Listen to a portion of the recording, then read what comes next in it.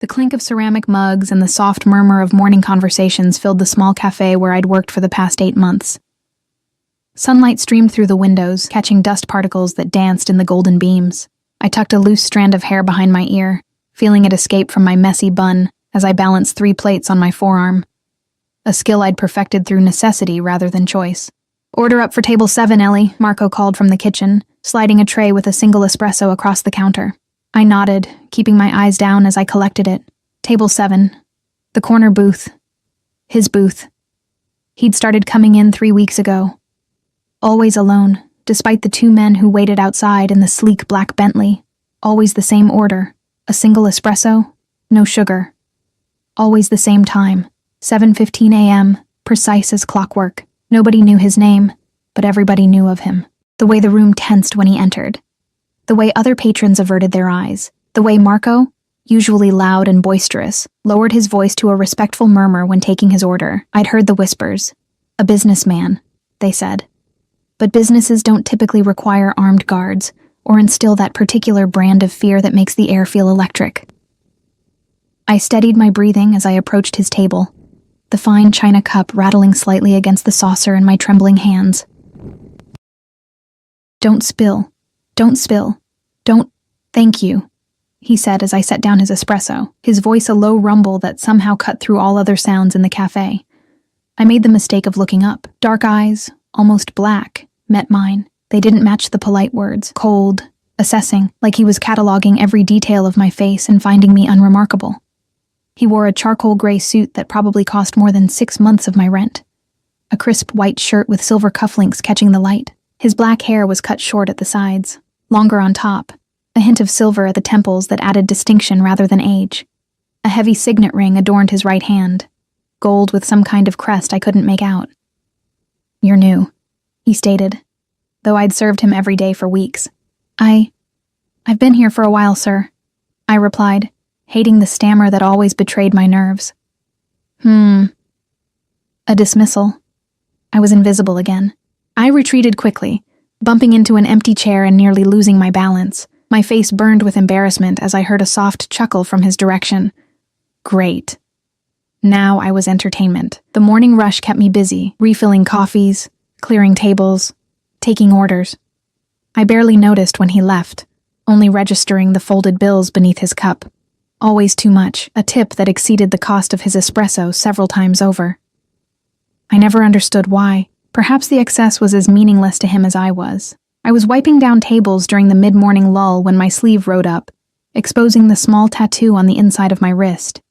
A delicate constellation of stars forming Cassiopeia. I'd gotten it 2 years ago, a reminder of nights spent with my father on our apartment rooftop, learning the stars through his old telescope before the cancer took him. Before everything fell apart. The bell above the door jingled, and instinctively I tugged my sleeve down. The cafe was mostly empty now, just a couple in the window seat, and an elderly man with his newspaper. I turned, customer service smile ready, and froze. He had returned. The man from table 7. This time he wasn't alone. One of his guards flanked him, bulky in a dark suit that barely contained his shoulders, eyes hidden behind sunglasses despite being indoors. But it wasn't the guard that made my heart stutter in my chest. It was the intensity in the man's gaze as it locked onto me. "You," he said, and the single word carried the weight of a command. Marco appeared beside me, wiping his hands on his apron. "Sir, how can we help you? Your usual table. I need to speak with her." His eyes never left mine, and I felt pinned in place like a butterfly on display. "I'm working," I managed, voice barely above a whisper. "Take a break," he replied. Not a suggestion, but an order. Marco looked between us, confusion and concern warring on his face. "Ellie, you can use the back office if you need to talk." Traitor, I thought, but nodded stiffly. What choice did I have? I led the way to the small office, heart hammering in my chest, palms damp with sweat. The room was barely large enough for a desk and 2 chairs, stacks of invoices and schedules covering every surface. I heard the door close behind me and turned to find him standing too close, his presence filling the tiny space and making it hard to breathe. "Your wrist," he said. I blinked, confused. "Excuse me?" "Show me your wrist." Instinctively, I clutched my left arm to my chest. Protective. Why? Something dangerous flashed in his eyes. Please. The word was polite, but the tone left no room for refusal. Slowly, I extended my arm and pulled back my sleeve, revealing the constellation. His sharp intake of breath was audible in the quiet room. Long fingers reached out, hesitated, then gently turned my wrist to see the tattoo more clearly. His touch was unexpectedly warm against my skin. Cassiopeia, he said, voice rough with an emotion I couldn't identify. Yes. I swallowed hard. How did you... What's your name? He interrupted. Your full name. Eleanor Wright, I answered, unable to look away from his face, from the strange intensity that had replaced the cold indifference of earlier. Eleanor, he repeated, as if testing how it sounded. I'm Antonio Russo. He offered the information like it should mean something to me. Maybe it should have. The name carried weight, authority. Why are you interested in my tattoo, Mr. Russo? I found courage from somewhere, perhaps the absurdity of the situation giving me temporary boldness. His jaw tightened. My wife had the same one, exactly the same, in the same place. The past tense didn't escape my notice. Had? She died, 5 years ago. I'm sorry, I said automatically, then frowned. But it's just a constellation. Many people must have similar tattoos. Not like this. Not Cassiopeia, with this particular arrangement of stars. His thumb brushed over my skin, tracing the pattern. She designed it herself. I pulled my hand away, unease crawling up my spine. That's impossible. I designed this. It's based on how the constellation looked the night my father died. Antonio stepped back, eyes narrowing as he studied my face with new interest. How old are you, Eleanor? 25, I answered, increasingly bewildered by this strange interrogation. Something shifted in his expression. Calculation, suspicion, I couldn't tell. Where are you from originally? Chicago, but I don't see how.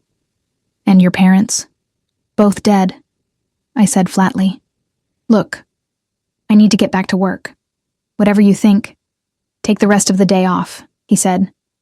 I'd like to continue this conversation somewhere more private. A chill ran through me. No, thank you. I need this job. Your job will be waiting for you tomorrow. The certainty in his voice suggested he could guarantee it. My car is outside. I'm not going anywhere with you. I reached for the door handle. I don't know you. His hand shot out, not to grab me, but to press against the door, keeping it closed. He wasn't touching me, but the barrier of his arm made me acutely aware of how much larger he was, how much stronger. Please, he said, and this time the words sounded genuine. I just want to talk. About the tattoo. About some other coincidences that I find concerning. Concerning how? My voice had dropped to a whisper. 5 years ago, my wife was killed in what was supposed to look like an accident. Her body was never recovered. His eyes held mine, searching. She was pregnant at the time. My breath caught. What are you suggesting? I'm not suggesting anything yet, but I need to know more about you, Eleanor Wright. About your past. Your real past. This is crazy. I shook my head. I have memories, a childhood. I can't be connected to my wife, he finished. Perhaps not, but I need to be certain. The weight of his gaze was unbearable. I looked away, mind racing. This couldn't be real. This man, this stranger, thought I might somehow be linked to his dead wife because of a tattoo. It was absurd, dangerous. Yet something tugged at the edges of my consciousness. A vague sense of unease I'd carried my whole life. The gaps in my childhood memories. The nightmares of water and darkness. The unexplained fear of cars driving too close behind me. 1 hour, I found myself saying, in public. And then I come back to work. Relief flickered across his face, quickly masked. Acceptable. There's a restaurant across the street. I nodded, still not entirely sure why I was agreeing to this madness. I need to tell Marco. It's been taken care of. Of course it had. As we left the cafe, I felt the weight of eyes on me. Marco's concern, the curiosity of the other waitress, and most pressingly, the calculating assessment of Antonio's guard who now flanked us as we crossed the street. The restaurant was upscale, probably the kind that required reservations weeks in advance. Yet we were immediately shown to a private booth in the back. No one asked for Antonio's name. They already knew who he was. I sat stiffly across from him, the guard positioned nearby but out of earshot. A waiter appeared with water and disappeared just as quickly. "Who are you?" I asked, the question encompassing more than just his name. Antonio leaned forward slightly. "I think the more important question right now is who are you, Eleanor, and whether you truly know the answer." His words sent an inexplicable shiver down my spine, as if he'd voiced a question I'd been afraid to ask myself for years. "Tell me about your childhood," he continued, voice deceptively gentle. "Your earliest memory." I opened my mouth to answer, then closed it again. My earliest clear memory was from when I was nearly 8 years old. A school play, the scratchy costume, the bright lights, everything before that came in disjointed fragments, like photographs of someone else's life. "That's none of your business," I said instead, suddenly protective of those fragmented memories. "It might be more my business than you realize." His fingers drummed once on the tablecloth, then stilled. "Were you adopted, Eleanor?" The question hit like a physical blow. "No. At least, my parents never said. But they could have lied, couldn't they?" The thought had occurred to me before, in quiet moments when I'd studied my reflection and seen nothing of either parent looking back at me. "What was your mother's name?" he asked. "Grace," I answered automatically. "Grace Wright." "And what did she look like?" I started to answer, then faltered. I could remember her voice, her laugh, the smell of her perfume. But her face? It was blurred, indistinct, like a photograph left too long in the sun. Antonio watched the confusion play across my features, his expression darkening. "Someone has gone to great lengths to hide you, Eleanor. The question is why?" The restaurant around us faded to background noise as Antonio's words sank in. "Hide me? From what? From whom?" My hands trembled as I reached for the water glass, nearly knocking it over. "You're scaring me," I admitted, hating the vulnerability in my voice. "Good," Antonio replied, not unkindly. "You should be scared. Fear keeps us alert, keeps us alive." He signaled to a waiter who appeared instantly. "Bring us coffee. An espresso for me and—" He looked at me questioningly. "Just water is fine," I said, but he shook his head slightly. "A latte for the lady, with an extra shot." The waiter nodded and disappeared. Antonio's eyes never left my face, studying me with that same unsettling intensity. "Tell me about the accident," I said, needing to break the silence. "The one with your wife." Something flashed in his eyes, pain, quickly masked by anger. "It wasn't an accident. It was made to look like one." His voice dropped lower. "A car ran her off the road near Lake Michigan. The vehicle went into the water. By the time my men arrived, there was nothing left but some debris floating on the surface." I shivered despite the warmth of the restaurant. "I'm sorry. Her name was Sophia," he continued, as if I hadn't spoken. "We had been married for 3 years. She was 5 months pregnant with our first child." His hand clenched into a fist on the table. "A daughter." The waiter returned with our coffee, moving silently and efficiently before retreating again. I wrapped my hands around the warm mug, needing something to ground me. "Why are you telling me this?" I asked, though a terrible suspicion was beginning to form in the back of my mind. "Because you have her tattoo, because you're the right age, because you have no clear memories before age 8. He leaned forward. "And because you have her eyes." I shook my head. "That's impossible. You're talking about a child who would have died before birth." "Am I?" His gaze was piercing. "No body was ever recovered, Eleanor. Not Sophia's, not the baby's." "So you think what? That your wife survived, gave birth to me, and then—" "What?" The scenario was too absurd to even complete. "I think someone wanted to hurt me by taking what mattered most." His voice was cold now, controlled in a way that was more frightening than anger would have been, and I think they may have succeeded beyond what I ever imagined possible. Why would anyone do that? In my line of work, you make enemies. "And what work is that exactly?" I asked, though I already suspected the answer. The corner of his mouth twitched upward, not quite a smile. "Let's just say I have interests in various businesses across the city. Some legitimate, some less so." A chill ran through me. The rumors about him were true then. "So you're what? A mobster? A mafia boss?" "Those are such theatrical terms." he replied, taking a sip of his espresso. I prefer to think of myself as a businessman operating outside conventional regulations. A criminal, I translated flatly, if you like. He set down his cup with deliberate care. But that's not what matters right now. What matters is discovering the truth about who you are. I know who I am, I insisted, but the words felt hollow, uncertain. Do you? Tell me about your parents, these people who raised you. What did your father do for a living? He was a professor, I said, grasping for details. Astronomy. That's why the constellation means so much to me. And your mother? She worked at a library. They met there when he was researching for a book. Antonio nodded, watching me carefully. Where did you grow up? Chicago. I told you that. Where in Chicago? I opened my mouth to answer, then froze. I could remember our apartment, the creaky third step, the view of the street below. But the name of the neighborhood, the address, it was blank, like so many other details of my early life. I don't remember exactly, I admitted, anxiety clawing at my chest. We moved around a lot.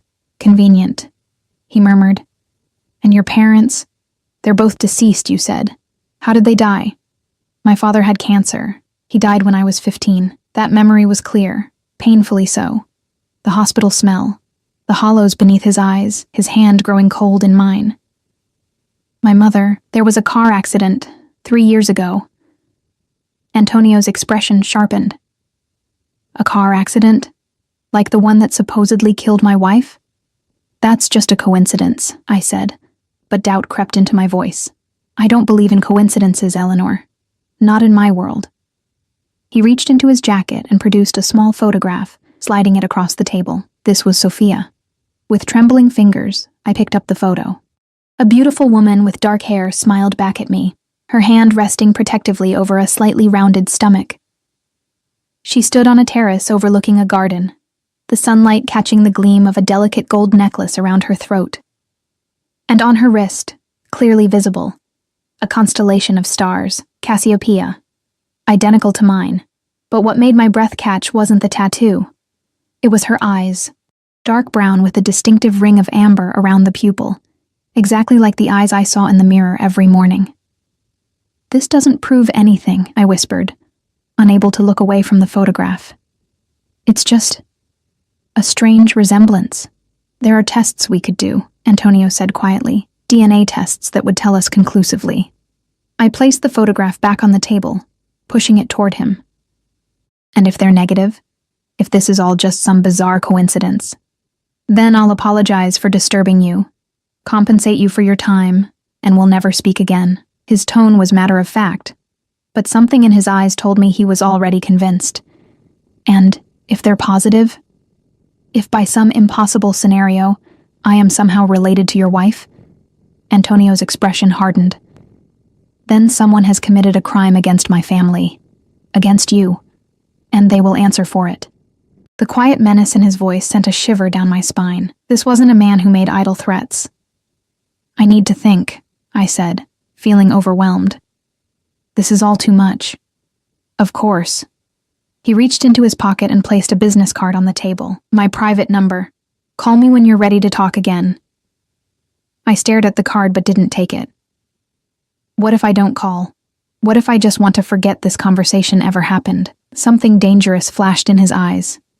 That wouldn't be wise, Eleanor. Not for your safety. Are you threatening me? I asked, anger finally breaking through my confusion. I'm trying to protect you, he countered. If I've figured out who you might be, others could too. Others who might wish to use you against me. I don't want any part of whatever this is. I gestured vaguely between us. Your world, your enemies. You may not have a choice. He picked up the card and took my hand, pressing the card into my palm and closing my fingers around it. His touch lingered, warm, and somehow both gentle and commanding. Some things are determined by fate, not choice. I pulled my hand away, tucking the card into my pocket. I don't believe in fate. Neither did I, he said with a grim smile, until I saw that tattoo on your wrist. As if summoned by his words, one of his guards appeared at our table, leaning down to murmur something in Antonio's ear. His expression darkened instantly. We need to go, he said, standing abruptly. Now. What's wrong? I asked, alarmed by the sudden change. One of my associates has spotted a car circling the block. The same car has passed by 3 times in the last 15 minutes. His eyes were cold, calculating. It could be nothing. Or it could be someone watching us. Fear shot through me. Watching us? Why? I told you. In my position, you develop enemies. He gestured to his guard. Victor will take you back to your apartment. Don't go to work tomorrow. Stay home until I contact you. No, I said firmly, standing up. I'm going back to the cafe to finish my shift. I need the money, and I'm not going to hide because of some paranoid. This isn't a negotiation, Antonio cut me off, voice low and dangerous. If there's even a chance you're connected to Sophia, I'm not taking risks with your safety. You can't control my life based on a theory, I argued. I don't even know you. Something softened briefly in his expression. You may know me better than you realize, Eleanor. He nodded to Victor. Take her home. Ensure she arrives safely. Then keep watch on the apartment until I send a replacement. Before I could protest further, Antonio had moved toward the exit, another guard materializing to flank him. Victor looked at me expectantly, his expression impassive behind dark sunglasses. I can find my own way home, I said stubbornly. Mr. Russo's instructions were clear, Victor replied, his voice surprisingly gentle for such an imposing man. Please don't make this difficult. Exhaustion suddenly washed over me. This day had veered so far from normal that I no longer had the energy to fight. Fine, but I need to tell Marco I won't be finishing my shift. Victor nodded. We can stop at the cafe on the way. The drive to my apartment was silent and tense. Victor sat in the back with me while another man drove, both of them scanning the streets with practiced vigilance. I stared out the window, mind racing. None of this made sense. The tattoo, the resemblance to Antonio's wife, the gaps in my memory. It was like pieces from different puzzles, none of them fitting together properly. My apartment building looked shabbier than usual as we pulled up in front of it. The peeling paint and cracked steps, a stark contrast to the luxury of the sleek black car. Victor insisted on walking me to my door, checking each room of my tiny one-bedroom apartment before pronouncing it secure. I'll be outside, he said, heading toward the door. All night? I asked incredulously. Until the replacement arrives in the morning. This is insane, I muttered. I'm not who he thinks I am. Victor paused, studying me for a moment. Mr. Russo doesn't make mistakes about important things.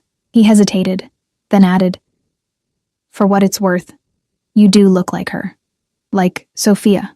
Then he was gone, pulling the door shut behind him. I locked it automatically, then sank onto my worn sofa, head in my hands. The business card felt like it was burning a hole in my pocket.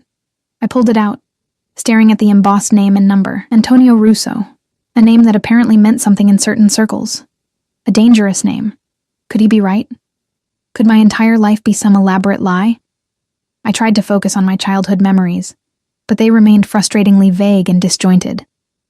I couldn't even recall my mother's face clearly, yet I could remember the precise pattern of cracks on my bedroom ceiling. If I wasn't Eleanor Wright, who was I? The thought sent me to my small desk, pulling open the drawer where I kept important documents. My birth certificate, social security card, high school diploma, all the paper proof of my identity. The birth certificate looked official enough, listing Grace and Thomas Wright as my parents, Chicago Memorial Hospital as my birthplace, but documents could be forged, lives could be fabricated. I moved to the bathroom, staring at my reflection in the mirror. Dark eyes with amber rings around the pupils stared back at me. Sophia's eyes. I tugged my sleeve up, looking at the constellation tattoo on my wrist. Her tattoo. This is crazy, I whispered to my reflection, completely insane. Yet something about Antonio's certainty had shaken me deeply. The gaps in my memory suddenly seemed more sinister than simply forgetting. The nightmares of water and darkness took on new meaning. I returned to the living room and picked up my phone, finger hovering over the screen. I should call someone, talk through this madness with a voice of reason. But who?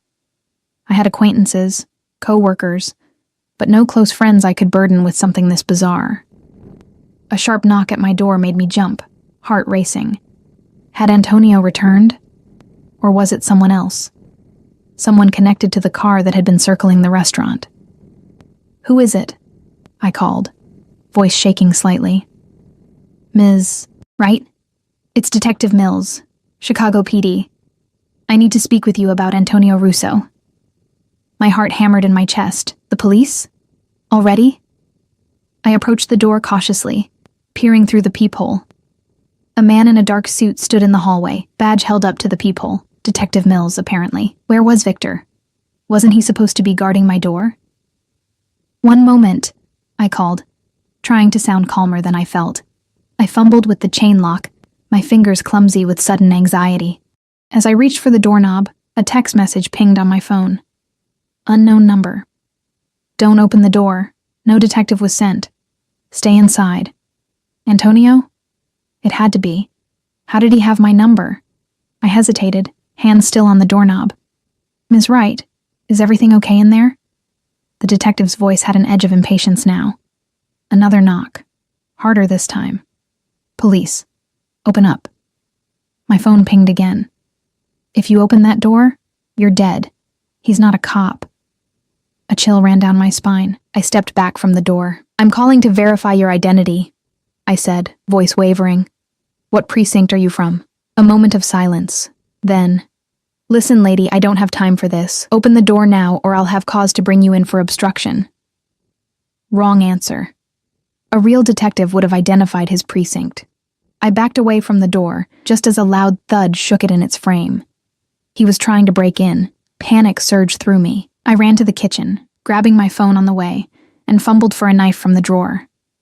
Another crash against the door.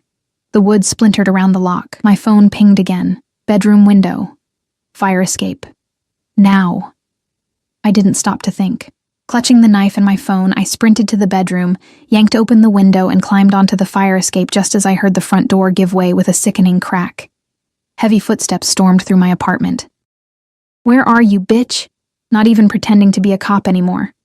The metal of the fire escape was cold under my bare feet. I hadn't even thought to grab shoes. I clambered down as quietly as I could, the rusty steps creaking beneath my weight. 2 flights down, 1 more to go. A face appeared at my bedroom window above. There she is.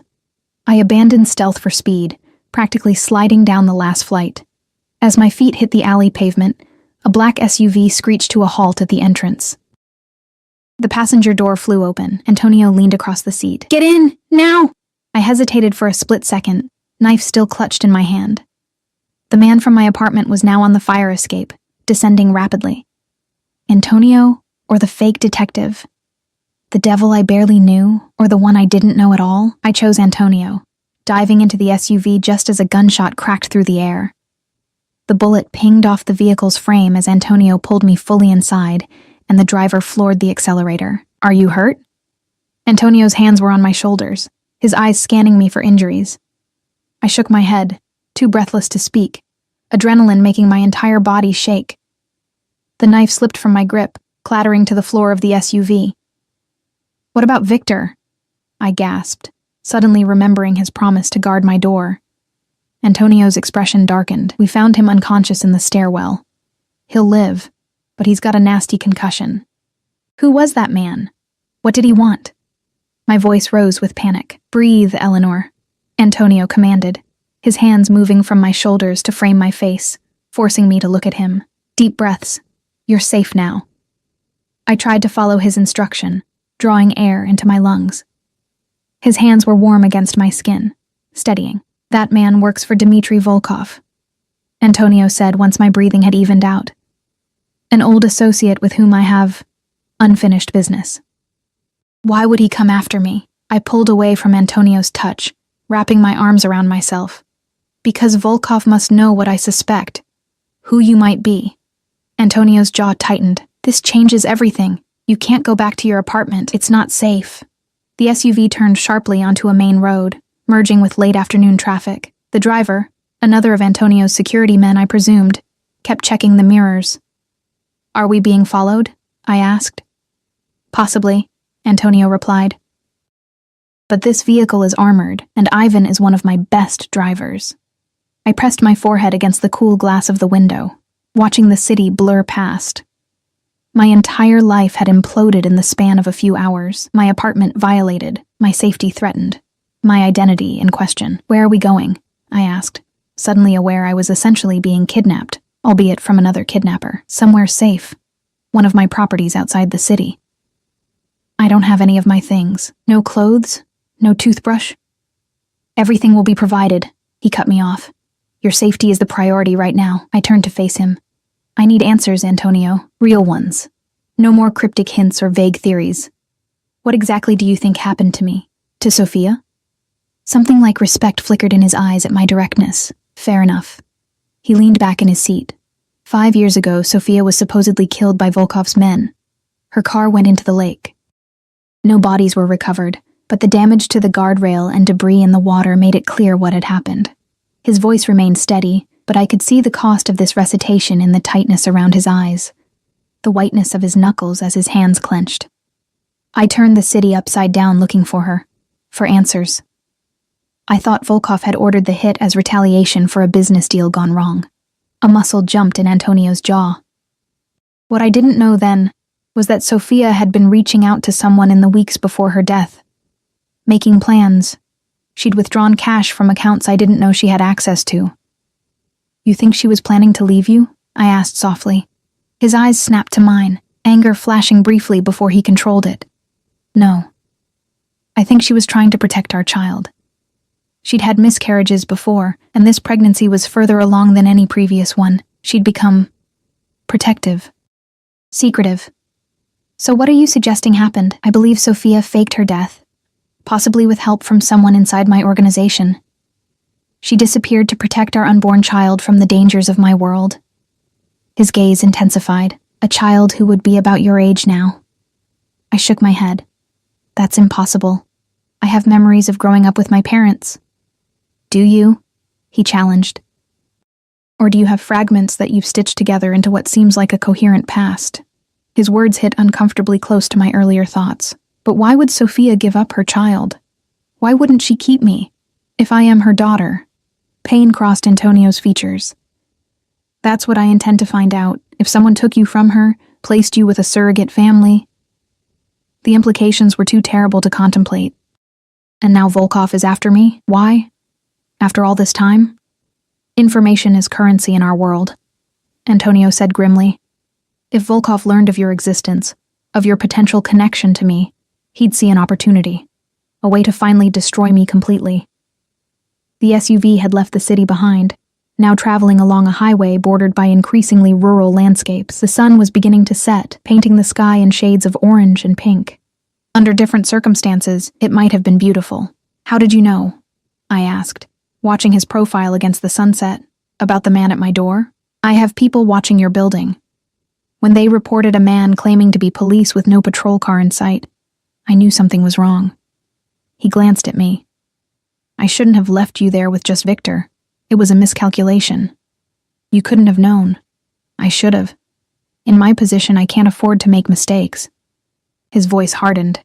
Especially not with you. The possessive edge in his tone sent a shiver down my spine, not entirely from fear. There was something about Antonio Russo that affected me on a level I didn't understand. A pull. A connection that seemed to transcend our brief acquaintance. If his theory was correct, was it some kind of biological recognition? Daughter to father? The thought was too strange to contemplate. We drove for another hour in relative silence. I watched the landscape change from urban to suburban to rural, trying to process everything that had happened. Occasionally, Antonio would speak quietly to someone on his phone, rapid Italian that I couldn't understand. Finally, the SUV turned down a long, wooded driveway.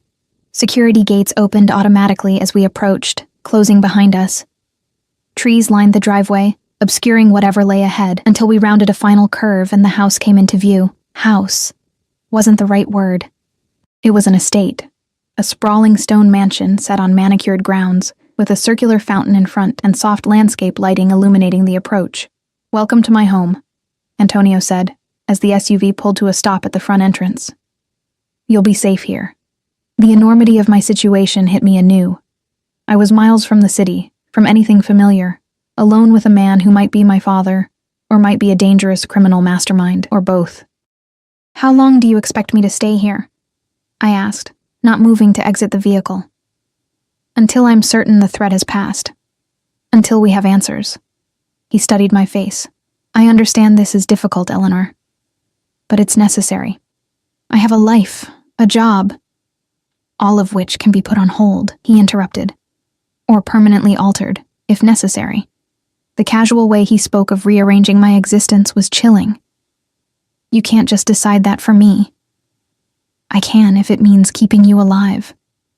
He opened his door and came around to my side, offering his hand. Come inside. You need rest and food. We can discuss the details tomorrow.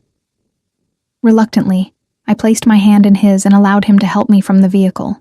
His grip was warm and secure, steadying my still shaky legs. As we approached the front door, it swung open to reveal an older woman with silver-streaked dark hair, dressed in a simple black dress. Antonio, she greeted him warmly in a thick Italian accent. Everything is prepared as you asked. Grazie, Maria. He guided me forward with a hand at the small of my back. This is Eleanor. She'll be staying with us for a while. Please show her to the blue guest suite and make sure she has everything she needs. Maria's eyes widened slightly as she looked at me, something like recognition flashing across her features before she schooled her expression. Of course. This way, please, Miss Eleanor. I hesitated, looking back at Antonio. What happens now? Now you rest, he said firmly. Tomorrow, we'll begin looking for answers. And if my suspicions are correct, he trailed off, something fierce and protective darkening his gaze. If you are who I think you are, then everything changes. For both of us. Maria led me through the mansion's grand foyer, up a sweeping staircase, and down a hallway lined with artwork that probably cost more than I'd earn in several lifetimes. The blue suite turned out to be larger than my entire apartment, with a 4-poster bed, sitting area, and a bathroom that looked like it belonged in a luxury hotel. There are clothes in the wardrobe that should fit you, Maria said, opening a large closet to reveal garments still with tags attached. Mr. Russo had them brought in this afternoon. He was that certain I'd end up here? I asked, a chill running through me at the level of preparation. Maria's expression softened. Mr. Russo is a man who likes to be prepared for all possibilities. She hesitated, then added, You look very much like her, you know, like Sophia? Maria nodded, a sadness crossing her features. I was her housekeeper for many years. She was a kind woman. Too gentle for the world she married into, perhaps. Did you know she was pregnant? Before she died? Yes. She was so happy about the baby. Maria's eyes grew distant with memory. A little girl, she was certain, though it was too early to know for sure. What happened to her, Maria? Really? The housekeeper's expression closed off. That is not for me to say. If Mr. Russo wishes to tell you, he will. She moved toward the door. Rest now. I will bring you something to eat shortly. Left alone, I explored the suite, running my fingers over expensive fabrics and cool marble surfaces. The unreality of the situation washed over me in waves. 24 hours ago, I had been a waitress with a mundane life and ordinary problems. Now I was essentially a prisoner in a mansion, possibly the long-lost daughter of a Mafia boss, with people trying to kill me. I moved to the large window overlooking the estate's grounds. Security lights illuminated the perimeter, and I could make out the shapes of men patrolling the property. No way out. Not tonight, at least. My reflection stared back at me from the darkened glass. Dark eyes with rings of amber. Sophia's eyes. I touched the constellation tattoo on my wrist, tracing the familiar pattern of stars. Had I chosen this design by coincidence? Or was it some buried memory, surfacing from a past I couldn't consciously recall? The thought was both terrifying and strangely comforting. If Antonio was right, if I was Sophia's daughter, his daughter, then I wasn't alone in the world after all. But that would mean everything I thought I knew about myself was a lie. Block 4. I slept fitfully that night, dreams filled with water and darkness, a woman's voice calling my name, not Eleanor, but something else, something I couldn't quite hear. I woke, gasping, sheets tangled around me, the unfamiliar room disorienting in the pre-dawn light. For a moment, I thought I was back in my apartment. Then reality crashed back, the confrontation at the cafe, the man at my door, Antonio's revelations. I was in his mansion, under his protection, or his control. A soft knock at the door made me sit up. Yes? Maria entered, carrying a tray with coffee, and what smelled like freshly baked pastries. Good morning, Miss Eleanor. I thought you might like breakfast. My stomach growled in response. I hadn't eaten since that coffee with Antonio yesterday. Thank you, Maria. I pushed myself up against the headboard as she set the tray across my lap. What time is it? Just after 6. Mr. Russo asked if you would join him in his study at 8. She moved to the curtains, drawing them open to reveal a misty morning view of manicured gardens. The bathroom is stocked with everything you should need. If you require anything else, please use the house phone by the bed to call me. She left quietly, closing the door behind her. I sipped the coffee, perfectly prepared with just the right amount of cream, and nibbled at a flaky pastry filled with some kind of sweet cheese. Despite the circumstances, I had to admit the luxurious surroundings were a far cry from my usual rushed breakfast, standing at my kitchen counter. After showering in the marble bathroom, which had more jets and settings than I knew what to do with, I faced the wardrobe of brand new clothes. Everything was my size, eerily so, and far more expensive than anything I'd ever owned. I selected the simplest outfit I could find: dark jeans, a soft gray sweater, and comfortable leather flats. As I dressed, I caught sight of my reflection. With my damp hair and these clothes, I looked like I belonged in this world of wealth and luxury. The thought was unsettling. At precisely 8 o'clock, Maria appeared to escort me downstairs. The mansion was even more impressive by daylight. Soaring ceilings, artwork that belonged in museums, furniture that looked antique and priceless.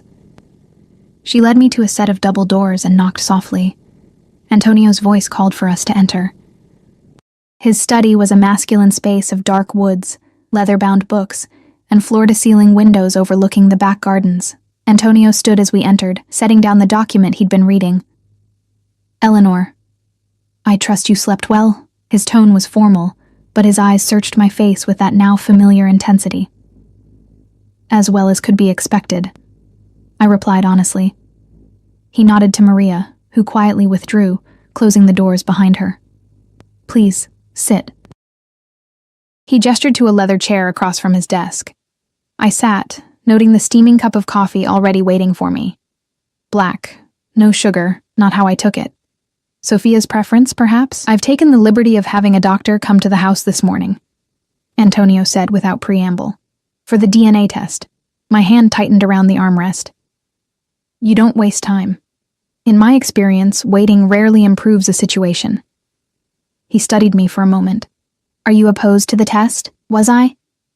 Part of me wanted to know the truth, whatever it was. Another part was terrified of having my entire identity upended. If the test shows I'm not related to you or Sophia, what happens then? I asked instead of answering directly.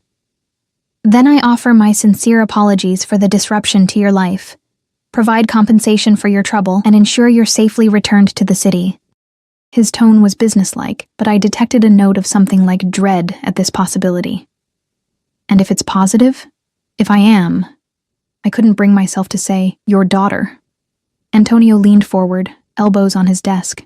Then we find out exactly what happened 5 years ago. Who took you from Sophia? Who placed you with the rights? Who has been lying to both of us? His voice hardened. And they will pay for it. The cold certainty in his tone sent a shiver down my spine. I'm not sure I want to know. Maybe some things are better left buried. Is that what you truly believe? His gaze was penetrating. That living a life built on lies is preferable to a difficult truth. Put that way, it sounded cowardly.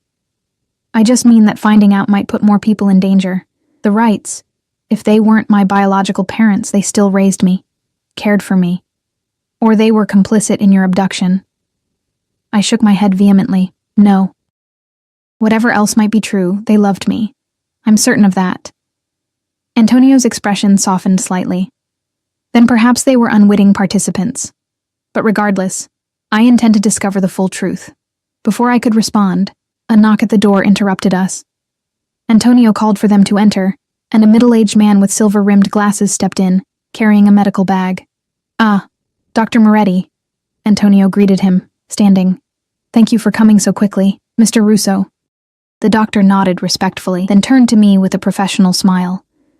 And this must be the young lady in question. The test itself was simple enough. A cheek swab from both Antonio and me, sealed in separate containers, labeled and packed away in the doctor's case. How soon will we have results? Antonio asked as he escorted the doctor to the door. I'll have the lab prioritize it. Given the circumstances, We should have preliminary results by tomorrow morning. Full confirmation within 48 hours. After the doctor left, Antonio turned to me. Are you hungry? We could have breakfast in the solarium. The normality of the suggestion seemed absurd given the circumstances, but my stomach rumbled in response. I nodded. The solarium was a beautiful glass-enclosed space overlooking a rose garden, furnished with comfortable wicker chairs and lush plants. A table had been set for two, with fresh fruit, pastries, and a carafe of coffee. As we ate in awkward silence, I gathered my courage to ask the questions that had been burning in my mind since yesterday. Tell me about Sophia, I said finally. What was she like? Something like pain crossed Antonio's features before he masked it. She was unlike anyone I'd ever met. Gentle but strong-willed, educated. She had degrees in art history and literature. She loved poetry, especially the romantics. A faint smile touched his lips. She used to read Byron to me in the evenings, insisted it was good for my soul. I tried to imagine this hard man sitting quietly while someone read him poetry. The image didn't fit. How did you meet? I asked. At a gallery opening in the city. She was working there as a curator. His expression grew distant with memory. She had no idea who I was, treated me like any other patron. It was refreshing. Did she know? After you got together, I mean. About your work.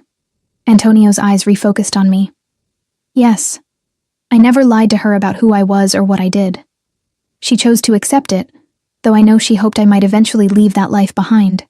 But you didn't. No, he admitted. Some paths, once taken, are difficult to abandon. You said she had been making plans before she disappeared, that she had secret accounts you didn't know about. His jaw tightened. Yes. For years I thought she might have been planning to leave me. But now, looking back, I think she was creating a contingency plan. A way out if things became too dangerous. For the baby, I murmured. For me, if I am, yes. His voice was certain. Sophia was fiercely protective of those she loved. A thought occurred to me. If she was trying to disappear to protect her child, would she have gone to these lengths, creating a whole new identity, placing the baby with another family? Antonio shook his head. No, that's what doesn't make sense. Sophia would never have willingly given up our child, which means someone took me from her. I finished the thought, a chill running through me. But who? And why? That's what I intend to find out. His hand clenched around his coffee cup. I have people looking into the rights, examining birth records from that time period, tracking Sophia's movements in the weeks before her disappearance. The methodical way he approached this, like a criminal investigation, reminded me sharply of who he was, what he was capable of. These people who are helping you, I said carefully. They're what? Hired investigators? Or are they your employees? A cold smile touched his lips. In my world, the distinction is somewhat blurred. But yes, they work for me. Loyalty is highly valued in my organization. I pushed my plate away, appetite gone. And Volkov? The man who sent someone to my apartment? What does he want with me? Antonio's expression darkened. Dmitry Volkov and I have a complicated history. We were once partners, years ago, before I established my own territory. The dissolution of that partnership was less than amicable. You mean you betrayed him? Or he betrayed you? Business is business, he replied evasively. What matters is that Volkov has always looked for ways to undermine me. If he's learned of your existence, of your potential connection to me, he'd see it as an opportunity. An opportunity to what? Kill me? Kidnap me? My voice rose with fear and frustration. I didn't ask to be part of this world. No, you didn't, Antonio agreed, his tone softening slightly, and I'm sorry for that. But if you are Sophia's daughter, my daughter, then you were born into this world whether you chose it or not. The weight of his words settled over me like a physical burden. If he was right, if I was his child, then everything, my identity, my past, my future, was irrevocably changed. What happens after the test results? I asked, needing to focus on practicalities. Assuming they're positive, do I just become part of your family, your organization? Start calling you Dad? The last word came out more harshly than I'd intended.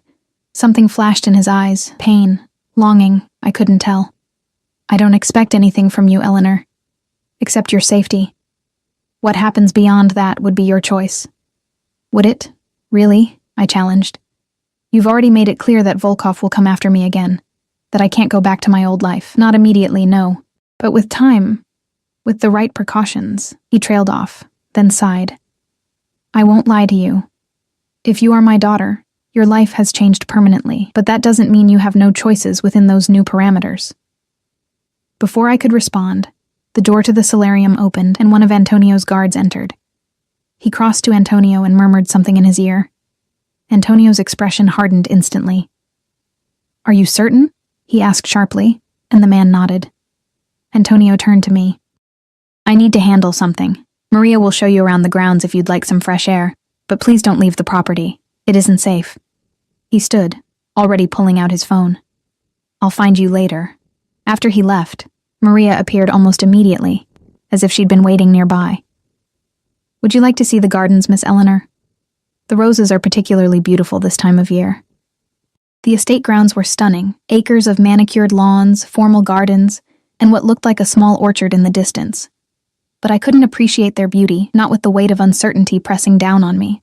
Maria sensed my distraction and mostly left me to my thoughts as we walked, only occasionally pointing out a particular plant or feature. Security men patrolled discreetly along the perimeter, their presence a constant reminder of my situation. Not quite a prisoner, but certainly not free. Maria, I said as we paused by a fountain, how long have you worked for Antonio? Almost 20 years now, she replied. Since he first bought this property. And you knew Sophia well? A shadow crossed her face. Yes. She was a wonderful woman, very kind to everyone, regardless of their position. Do you think... I hesitated, unsure how to phrase my question. Do you believe I could be her daughter? Maria studied me for a long moment. It's not my place to speculate, Miss Eleanor. Please, I pressed. I need to know what you think. The older woman sighed. When I first saw you, it was like seeing a ghost. You have her eyes, her way of tilting your head when you're thinking. She reached out tentatively, then pulled back. But more than that, there's something about your spirit that reminds me of her. A gentleness, but also a strength underneath. Her words touched something deep within me. A longing to know this woman who might have been my mother. What happened to her, Maria? Really? Pain filled the housekeeper's eyes. There was an accident. Mr. Russo was devastated. For months afterward, he barely ate, barely slept. He searched everywhere for her or for... She trailed off. For me. I finished softly. Maria nodded. He never gave up hope, not completely. Sometimes I would find him in the nursery, the room he had prepared for the baby, just sitting there in the dark. The image of Antonio, hard, dangerous Antonio, sitting alone in a darkened nursery made my throat tight with unexpected emotion. If I am his daughter, I said carefully, what kind of father would he be? He's not exactly a normal man, is he?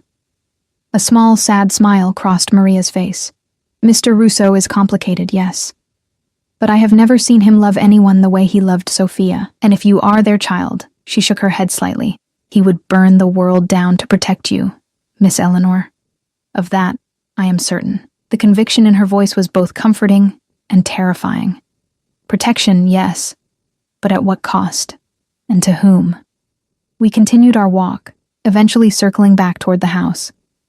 As we approached, I noticed increased activity, men coming and going, a tension in the air that hadn't been there before. Maria frowned. Something has happened. Perhaps we should go inside. In the grand foyer, Antonio was giving instructions to several men, his voice low and urgent.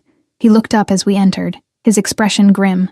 Maria, please take Eleanor to her suite, he said. Make sure she stays there until I come for her. What's going on? I asked, anxiety spiking. Antonio hesitated, then gestured for me to follow him a few steps away from the others. Volkov's men have been spotted in the area, he said quietly. It could be nothing, but I'm not taking chances. Stay in your suite. There are guards posted throughout the property. How did they find this place? I whispered, fear clawing at my throat. That's what I intend to find out. His expression was cold, dangerous. Someone has been feeding them information. When I discover who... He didn't finish the sentence. He didn't need to. As Maria led me upstairs, I glanced back to see Antonio issuing more orders, his men moving with practiced efficiency. This wasn't the refined businessman from Breakfast. This was someone else entirely, someone accustomed to command, to violence, to war. If I was his daughter, what did that make me? The hours crawled by as I remained confined to my suite. Maria brought lunch, then dinner, but I barely touched either. My mind raced with too many questions, too many fears. I paced the room like a caged animal, jumping at every sound from the hallway. Night fell, casting the room in shadows. I stood by the window, watching security lights illuminate the grounds, men with weapons patrolling in regular patterns. The mansion had transformed into a fortress, and I was at its center. A soft knock at the door made me turn. "Come in." Antonio entered, looking exhausted. His suit jacket was gone, shirt sleeves rolled up, revealing strong forearms and a glimpse of a tattoo I hadn't noticed before. He closed the door behind him. "Are you all right?" he asked, eyes scanning me as if checking for injuries. "Fine. I gestured vaguely, overwhelmed. He nodded, running a hand through his hair. "The security situation is under control. Volkov's men were scouting, nothing more. They've withdrawn for now." "For now," I repeated. "This is never really going to end, is it?" Antonio moved further into the room, keeping a respectful distance between us. "There are ways to end it permanently." The implication in his tone sent a chill down my spine. "You mean killing Volkov?" "Among other solutions," he agreed, matter-of-factly, "but that's not something you need to concern yourself with. It concerns me if people are trying to kidnap or kill me because of it." A ghost of a smile touched his lips. "Fair point." He hesitated, then said, "The doctor called. Preliminary results from the DNA test will be ready in the morning." My heart skipped a beat. "So soon?" "I have certain arrangements with the lab." He didn't elaborate, and I didn't ask. "By tomorrow, we'll know with 99.9% certainty whether you are my daughter." The word hung in the air between us. Daughter. Such a simple word for such a monumental concept. "What if I am?" I asked softly. "What happens then?" Antonio moved to the window, looking out at the night. His profile was sharp against the darkness. "Then everything changes. You would have your rightful place in my family, my protection, access to resources you've never imagined." "And if I don't want that life?" He turned to face me, expression unreadable. "What life would you want instead?" It was a fair question, one I hadn't fully considered. My apartment was compromised. My job at the cafe seemed laughably insignificant now. Could I ever return to that anonymous existence, knowing what I knew? "I don't know," I admitted. "But I'd want a choice." "Of course." He seemed almost hurt that I'd think otherwise. "I would never force you into a role you didn't want. But your safety would be non-negotiable." "Meaning what, exactly?" "Security personnel, a new identity perhaps, financial support." He listed these life-altering changes as casually as someone might discuss a grocery list, at minimum. I sank into an armchair, suddenly exhausted. This is all so surreal. Antonio hesitated, then sat in the chair opposite me. "I know this is overwhelming. For what it's worth, I never expected this either. After Sophia died, after I thought she died, I resigned myself to being alone." There was raw pain in his voice, so at odds with his controlled exterior that it caught me off guard. For the first time, I saw him not as a threat or a mystery, but as a man who had lost everything he loved. "Tell me more about her," I said quietly. "About Sophia." His eyes met mine, surprised by the request. Then his expression softened. "She loved music. Classical mostly, but she had a weakness for 80s power ballads that she thought I didn't know about." A faint smile touched his lips. "She was stubborn. Refused to let my security drive her around for the first year we were together. Said she valued her independence too much." "Sounds like we have that in common," I murmured. His smile widened slightly. "Perhaps." "She was also brilliant, spoke 4 languages, could discuss art history or politics with equal passion." He paused, his gaze turning inward with memory. "She wasn't impressed by wealth or power. The first time I sent her flowers, an extravagant arrangement, she donated them to a nursing home, told me if I wanted to impress her, I should try conversation instead." I could picture this woman now, independent, intelligent, compassionate. Not the type you'd expect to find with someone like Antonio. How did she reconcile herself to your Business. His expression clouded, with difficulty. She knew who I was when we met, but I think she always hoped I would change, become legitimate. He shook his head slightly. When she became pregnant, the conflicts between us grew more pronounced. She wanted a different life for our child. Away from violence, I said softly. Yes. His voice was barely audible. Perhaps that's why she was making those secret preparations. Not to leave me, but to create a safe haven for you, if it became necessary. A thought struck me. Could she be alive? If the accident was staged, if someone took me from her, could Sophia still be out there somewhere? Pain flashed across Antonio's features. I've considered that possibility. For years I searched. He shook his head. If she were alive, she would have found a way back to me, or at least, she would have searched for her child. Unless she believed her child had died too, I thought but didn't say. The possibility was too painful to voice. A heavy silence fell between us. Through the window, I could see clouds passing across the moon, casting shifting shadows on the grounds below. Tomorrow, Antonio finally said, standing, tomorrow we'll have answers, or at least, the beginning of them. He moved toward the door, then paused, looking back at me with an expression I couldn't read. Regardless of what the test shows, I will ensure your safety. You have my word on that. After he left, I sat motionless for a long time, watching the moonlight and shadows play across the floor. So much had changed in such a short time. The person I'd been just days ago, Eleanor Wright, waitress, orphan, unremarkable, felt like a stranger now. But who was I instead? Sophia's daughter? Antonio's heir? Or someone else entirely? Someone I hadn't yet discovered. Sleep evaded me that night. I lay awake, mind churning with possibilities, with fears, with hope. When dawn finally broke, I was already dressed and waiting, perched on the edge of a chair, watching the phone that sat silent on the bedside table. The knock, when it came, startled me despite my anticipation. Antonio entered without waiting for a response, his face grave, a folder in his hand. The results? I asked, my voice barely a whisper. He nodded once, crossing the room to stand before me. Would you like to see for yourself? I stared at the folder he extended toward me, my hand trembling slightly as I reached for it, such a small thing to contain such life-altering information.